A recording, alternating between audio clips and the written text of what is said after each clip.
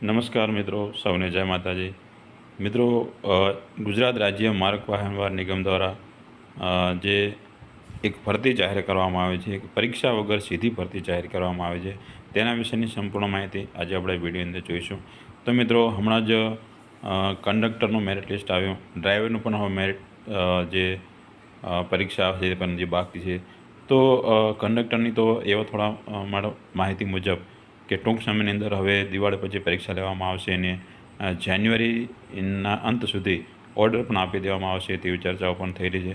તો મિત્રો, આજે આપણે વિડીયોની અંદર જીએસઆરટીસી દ્વારા જે ભરતી બહાર પાડવામાં તેના વિશેની માહિતી જોઈશું. તો વિડીયો સ્ટાર્ટ કરીએ તે પહેલાં મિત્રો સૌનું સ્વાગત છે મારી યુટ્યુબ ચેનલ ડીકે એજ્યુકેશન પર. મિત્રો, વિડીયોની અંદર જોઈએ કે ગુજરાત રાજ્ય માર્ગ વ્યવહાર નિગમ દ્વારા કયા કયા વિભાગની અંદર સીધી ભરતી જાહેર કરવામાં આવે છે તેના વિશેની ખાસ માહિતી જોઈએ. તો મિત્રો, અહીં જોઈએ તો એક જાહેરાતની અંદર દર્શાવવામાં આવે છે કે ગુજરાત રાજ્ય માર્ગ વાહન વ્યવહાર નિગમ ST centre workshop Krishnanagar Naroda Ahmedabad, એટલે કૃષ્ણનગર નરોડા જે એસટી વર્કશોપ દ્વારા ભરતી જાહેર કરવામાં આવે છે. તો મિત્રો, ખાસ જોઈએ કે કયા કયા વિભાગની અંદર જે ભરતી છે ખાસ જોઈએ. તો મિત્રો, વેલ્ડર, એમવીબીબી, electrician, machinist, sheet metal worker અને પેઇન્ટર આઈટીઆઈ જેવા ભાગો પર મિત્રો અને પેઇન્ટર જેવા ભાગો પર મિત્રો ભરતી કરવામાં આવે છે. તો મિત્રો, ખાસ 6 વિભાગ છે તેની અંદર સીધી ભરતી કરવાની છે કે તમારા જે આઈટીઆઈ અથવા ધોરણ 10-12 પાસના ટકાવારી પ્રમાણે તમારે સીધી ભરતી થશે. તો મિત્રો, આ જે વેલ્ડર, એમબીબીપી, electrician, machinist, sheet metal worker, painter જેવી અલગ અલગ વિભાગની ભરતી પ્રક્રિયા કરવામાં આવશે. તો મિત્રો, ખાસ જોઈએ તેની અંદર શિક્ષણ લાયકાતની વાત કરવામાં આવે તો મિત્રો, શિક્ષણ લાયકાતની અંદર ધોરણ 10 અથવા તો 12 પાસ હોવો જરૂરી છે અને ઉમેદવારો એપ્રેન્ટિસ એટલે કે આઈટીઆઈ પૂર્ણ કરેલ હોય, એનસીવીટી ફરજિયાત માન્ય આઈટીઆઈ પૂર્ણ કરેલ હોવી જોઈએ. એટલે કે આઈટીઆઈ પાસ હોય અથવા તો ધોરણ 12 પાસ હોય તેવા ઉમેદવારોને એપ્રેન્ટિસ તાલીમાર્થી તરીકે રાખવાના હોય ઉમેદવારોએ www.apprenticeshipindia.organization વેબસાઇટ પર રજિસ્ટ્રેશન કરાવવું જરૂરી છે.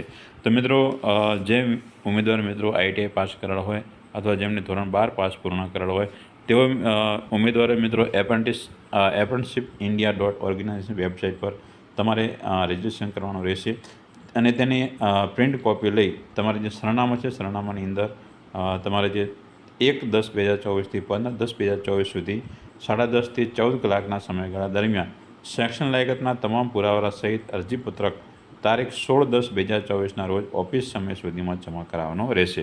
તો મિત્રો, તમારે apprenticeshipindia.organization વેબસાઇટ પર જઈ તમારે તેની અંદર તમારું ઓનલાઈન રજિસ્ટ્રેશન કરવાનું રહેશે. પછી તેની અંદર દર્શાવેલા જે ડોક્યુમેન્ટ્સ છે તે ડોક્યુમેન્ટ પર તમારે ને આધારે તમારે જે એની રજિસ્ટ્રેશનની જે હાર્ડ કોપી સાથે અંદર જે સરનામું એટલે નરોડા જે એસટી વર્કશોપ છે તે સરનામા ખાતે તમારે આ જે ડોક્યુમેન્ટ તમારા છે તમે જે ઓનલાઈન રજિસ્ટ્રેશન કર્યું છે તે સંપૂર્ણ તમારે 16/10/2024ના રોજ તમારે ઓફિસના સમય ત્યાં જમા કરાવવાનું રહેશે એમ. તો મિત્રો, 1/10 થી 15/10 સુધી તમારે રજિસ્ટ્રેશન કરવાનું રહેશે. રજિસ્ટ્રેશન કર્યા બાદ તેની હાર્ડ કોપી સાથે તમારા ડોક્યુમેન્ટ સાથે તમારે 16/10ના રોજ ઓફિસે તમારે રૂબરૂ હાજર રહેવાનું રહેશે એમ. તો મિત્રો, ખાસ તમારા જે ડોક્યુમેન્ટના આધારે તમારે જે ક્વોલિફિકેશનના આધારે તમારે ઇન્ટરવ્યૂ લેવામાં આવશે. તે ઇન્ટરવ્યૂના આધારે તમને આની અંદર ભરતી કરવામાં આવશે. તો મિત્રો, જે ઉમેદવારો એની અંદર આ વિભાગની અંદર જેને રસ હોય, જે ઉમેદવારોને જે નોકરી લેવાની ઈચ્છા હોય તે ઉમેદવારો www.apprenticeshipindia.organization વેબસાઇટ પર જઈ પોતાનું રજિસ્ટ્રેશન કરી તેની અંદર સંપૂર્ણ માહિતી મેળવી અને 16/10/2024ના રોજ રૂબરૂ તમારે નરોડા એસટી વર્કશોપ ખાતે હાજર રહેવાનું રહેશે. પછી તમારા ઇન્ટરવ્યૂ દ્વારા તમારી પસંદગી કરવામાં આવશે. તો મિત્રો, આમ આજે આપણે વિડીયોની અંદર ગુજરાત રાજ્ય માર્ગ વાહન નિગમ દ્વારા જે નરોડા વર્કશોપની અંદર જે જાહેરાત કરવામાં આવી હતી તેના વિશેની ખાસ માહિતી જોઈ.